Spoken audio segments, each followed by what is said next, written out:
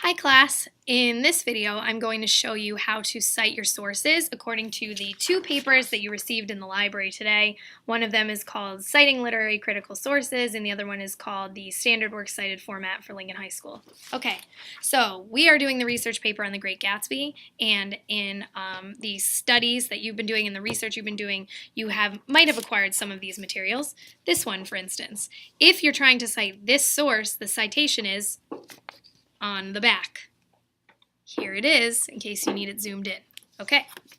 The next source you might have found articles from is this source, Novels for Students.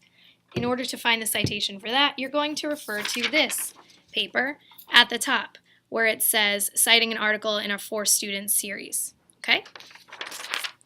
If you are citing any of the following books, this book, this book, this book, this book,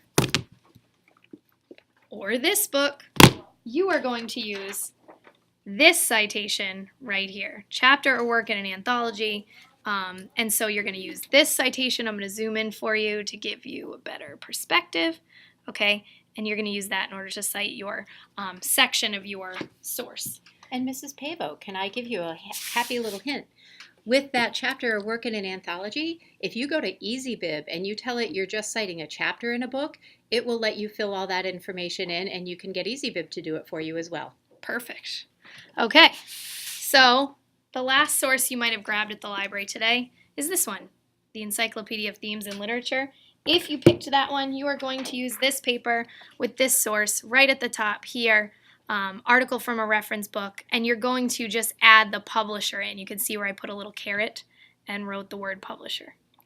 If you have any other questions, let me or Mrs. Vivari know. Good luck. Wait, there's more. We're back again for round 2 because Mrs. Vivari and I were just talking about a couple sources that we forgot to mention in the original recording, so I'm going to let Mrs. Vivari explain what we were just talking about. Hi. Welcome back. I hope you guys are going to have a great weekend working on this. In the Novels for Students, we talked about how to cite the introductory material, so the stuff on the themes and the setting and characters. We didn't talk about the critical articles that are at the end, and each of those has to be cited separately. And there's 2 different ways to cite them, and there's 2 different places you can get those articles. One is in that packet that you all got, where the citation for the whole article is on the back, and Mrs. Pavo already zoomed in on it for you. But if you're using one of the critical articles from the end, where it says criticism, like for example, Rosencrantz, you have to do something that's a little bit different.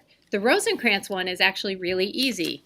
On that Citing Literary Critical Sources, underneath the one she told you about, is the one for the critical essays that were written for Novels for Students.